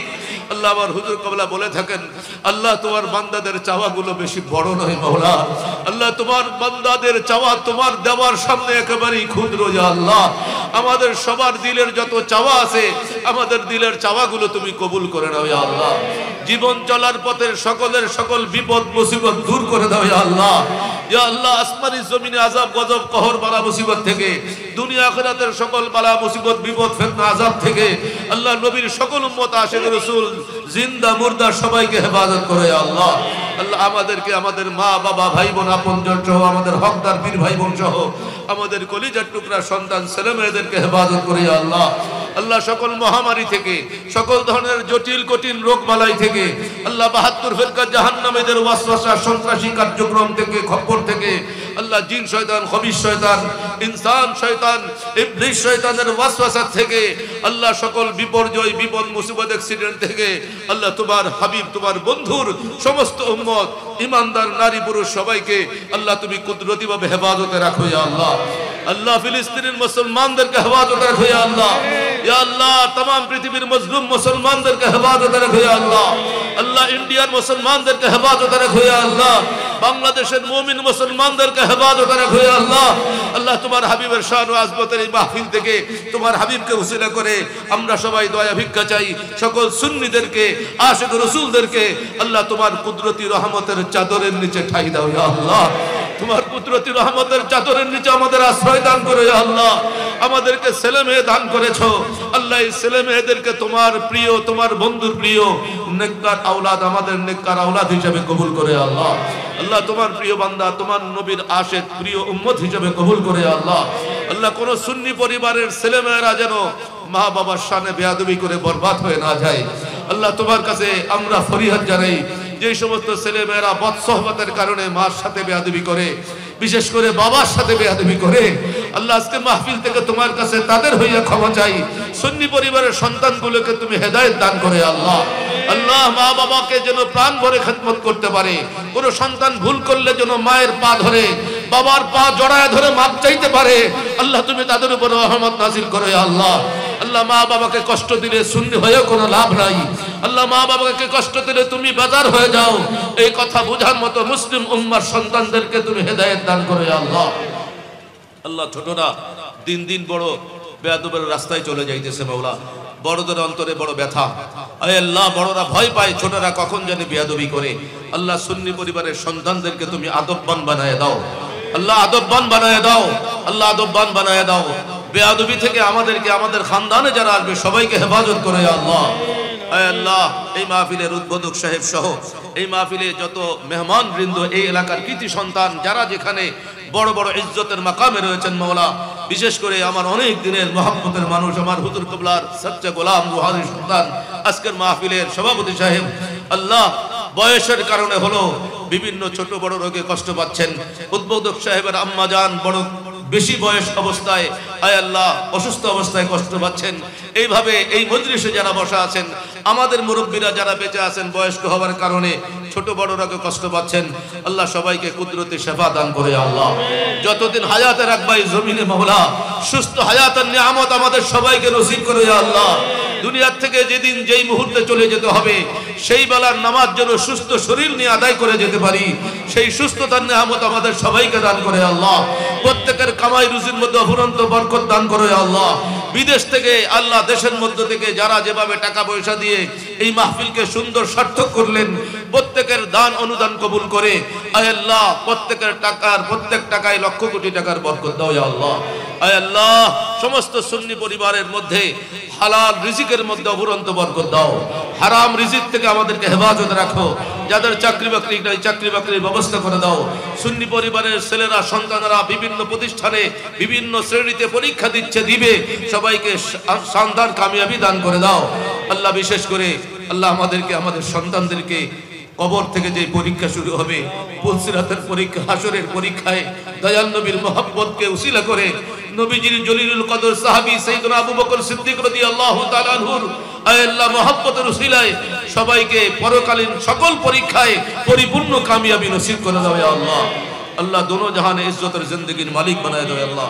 আল্লাহ আমার ছেলে হাসান মোহাম্মদ হুসাইনকে তোমার পছন্দের, তোমার হাবিবের পছন্দের হাফেজ আলেম হিসেবে কবুল করো ইয়া আল্লাহ। সকল রুকাওয়াট দূর করে দাও ইয়া আল্লাহ। রব্বুল আলামিন আসা যাওয়ার পথে যারা মহব্বত করে দোয়া চান আল্লাহ, গতকালকে মজলিস মাহফিলে যারা ছিলেন তাদের হকা ফরিয়াদ দোনো জাহানে তোমার রহমত দ্বারা সফলতার জিন্দেগি, ইজ্জতের জিন্দেগি, শান্তির জিন্দেগি সবাইকে নসিব করে দাও আল্লাহ। সকল জালেমের জুলুম থেকে, জাহের বাতিন দুশমনের দুশমনি থেকে, সেহের জাদুটনাকারীদের সেহের জাদুটনা থেকে আল্লাহ নবীজির সকল আশিকদেরকে তুমি কুদরতি ভাবে হেফাজত করো ইয়া আল্লাহ। আল্লাহুম্মা সাল্লি আলা সাইয়্যিদিনা মুহাম্মদ ওয়া আলা আলি সাইয়্যিদিনা মুহাম্মদ ওয়া বারিক ওয়া সাল্লিম। আল্লাহুম্মা আজুরনা ফি মুসিবাতিনা। রব্বুল আলামিন মাওলা তোমার বান্দাদের আমিন আমিন কবুল করো আল্লাহ। কার অন্তরে কি আছে তোমার চাইতে কেউ বেশি ভালো জানে না। আমাদের মাইকের আওয়াজ শুনে পর্দানসীন মারা সহ যারা যারা হাত বাড়াইছেন মাওলা, আল্লাহ বিদেশ থেকেও যদি লাইভে কারা অংশগ্রহণ করে তাকে হাত বাড়ায়, সবার দিলের ফরিয়াদ কবুল করে আল্লাহ। সবার দিলের অন্তরের ব্যথাগুলো দূর করে দাও ইয়া আল্লাহ। পরিশান মুসিবত দূর করে দাও ইয়া আল্লাহ। শান্তির জিন্দেগি দোনো জাহানে নসিব করো ইয়া আল্লাহ। পরীক্ষা নিও না মালিক, পরীক্ষা দেওয়ার কোনো যোগ্যতা তোমার হাবিবের গোলামদের কাছে নাই মাওলা। পরীক্ষা না নিয়ে ক্ষমা করে তোমার পেয়ারা, তোমার বন্ধুর পেয়ারা হিসেবে ইজ্জতের মাকাম, শান্তির মাকাম নসিব করে দাও ইয়া আল্লাহ। আল্লাহ আমাদের প্রাণপ্রিয় মুর্শিদে করিমকে লম্বি হায়াত নসিব করে দাও আল্লাহ। বাংলাদেশের জমিনে বারংবার তশরিফ আবরি কবুল করে আল্লাহ। হুজুর কিবলা দরবারে দোয়া করতেছেন মাওলা, আওলাদ রাসূলের দোয়ার মধ্যে আমরা নাচিস গুনাহগারদের নামগুলো তুমি কবুল করে আল্লাহ। আল্লাহ এই মুহূর্তে মক্কা শরীফ মদিনা শরীফে তোমার মেহমান রাসূলের মেহমান যাদেরকে ফেরেশতাদের সাক্ষী রেখে রেখে কবুল করে নিয়েছো মাওলা, আল্লাহ তাদের দোয়ার মধ্যে আমাদের নামগুলো কবুল করে আল্লাহ, তাদের দোয়ার মধ্যে আমাদের সন্তানদের নামগুলো কবুল করে আল্লাহ, মা বাবার নামগুলো কবুল করে আল্লাহ, আমাদের ভাই বোনদের নামগুলো কবুল করে আল্লাহ, সমস্ত মুমিনিন মুমিনাতের হকে হাজী সাহেবানদের দোয়াগুলো কবুল করো। জীবনে একবার হলো সবাইকে কবুল উমরা কবুল হজ নসিব করো। তোমার ঘরে দয়াল নবীর নূরের দরবারে কবুল হাজিরা নসিব করো ইয়া আল্লাহ। আমিন। আলহামদুলিল্লাহি রাব্বিল আলামিন। মাওলা, যে সমস্ত সুন্নি পরিবারের মেয়েরা বড় হয়েছে আল্লাহ, মা বাবা বড় পরিশান, বিবাহের ব্যবস্থা হচ্ছে না আল্লাহ, সুন্নি পরিবারের মা বাবাদের অন্তরের ব্যথা দূর করে তাদের দিলের আরজি কবুল করে আল্লাহ এই মেয়েদেরকে সুযোগ্য পাত্রের সাথে ইজ্জতের সাথে আসানের সাথে বিবাহের বন্দোবস্ত করে দেবে আল্লাহ। যারা ঋণের বোঝা মাথায় নিয়ে বড় কষ্টে আছে মাওলা, আল্লাহ ঋণ থেকে মুক্ত করে দাও ইয়া আল্লাহ, গায়ব খাজানা থেকে সাহায্য করে আল্লাহ। সুন্নি পরিবারের সন্তান ছেলেরা যারা বিবাহ করবে আল্লাহ নেককার সুন্নি পাত্রীর সাথে ইজ্জতের সাথে বিবাহের বন্দোবস্ত করে দাও ইয়া আল্লাহ। আল্লাহুম্মা সাল্লি আলা সাইয়্যিদিনা মুহাম্মদ ওয়া আলা আলি সাইয়্যিদিনা মুহাম্মদ। আল্লাহ আজকের মাহফিলের তাবারুকাত গুলো আমাদের সবার জন্য শেফা বানায় দাও আল্লাহ, সবার জন্য শেফা বানায় দাও আল্লাহ। রাব্বুল আলামিন দুনিয়া থেকে যাওয়ার আগে বিদায় বেলায় সবচাইতে বড় রহমত ভিক্ষা চাই আল্লাহ, আমাদের দিলের আরজি কবুল করে নিয়ে যাদের কোনো হিসাব নিকাশ হবে না দয়াল নবীর খাতিরে আশিক রাসূলদেরকে নবী বংশের হাতে যারা হাত রেখেছেন বায়াত গ্রহণ করেছেন আল্লাহ, সবাইকে বিনা হিসাবি জান্নাতি বলে ডাক দিও ইয়া আল্লাহ। আল্লাহ সবাই যখন কাঁদবে হেসে হেসে যেন লাব্বাইক বলতে পারি আল্লাহ, নিষ্পাপ মাসুম বলে ডাক দিও, ইজ্জতের মৃত্যু দিও, আসানি মৃত্যু দিও আল্লাহ। দয়াল নবীর নূরের শহর পাক কদমে মৃত্যু হয় যদি মাওলা, সোনার মদিনায় দয়াল নবীর পাক কদমে মৃত্যু চাই, পাক কদমের সামনে একটু জানাজা চাই, জান্নাতুল বাকিতে একটু জায়গা চাই আল্লাহ। বিদায় বেলায় দয়াল নবীর নূরানি চেহারা দেখায়া দেখায়া আমাদের সবার জবানে তোমারই পছন্দের কলেমা শেষবারের মতো আবারও জারি করে দিও, লা ইলাহা ইল্লাল্লাহু মুহাম্মাদুর রাসূলুল্লাহ সাল্লাল্লাহু তাআলা আলাইহি ওয়া সাল্লাম। আমিন। আলহামদুলিল্লাহি রাব্বিল আলামিন বিরহমাতিকা ইয়া আরহাম। আসসালামু আলাইকুম ওয়া রাহমাতুল্লাহ।